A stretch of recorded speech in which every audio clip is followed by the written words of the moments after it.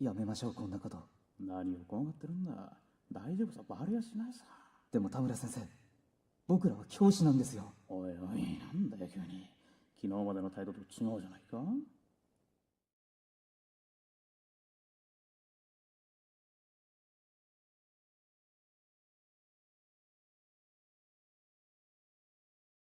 今までは、田村さんは先輩でしたし、お世話にもなりましたから、それなりのお付き合いをさせていただきましたが。おい、どういう意味だ。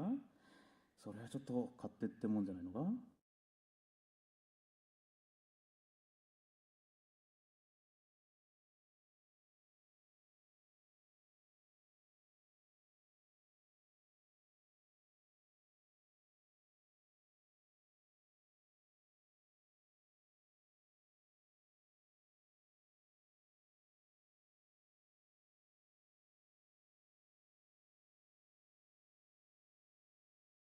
すいません、本当に。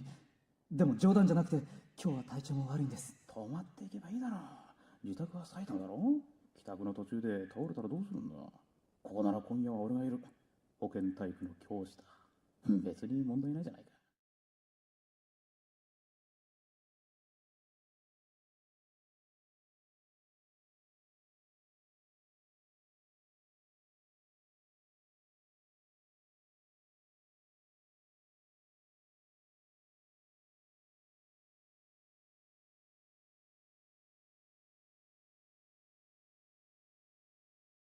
お前がいなきゃダメなんだよ。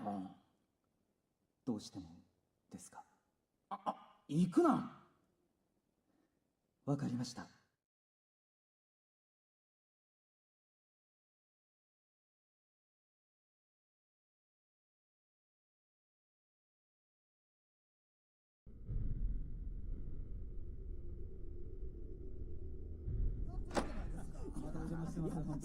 梅さん、待ちくたびれましたよ。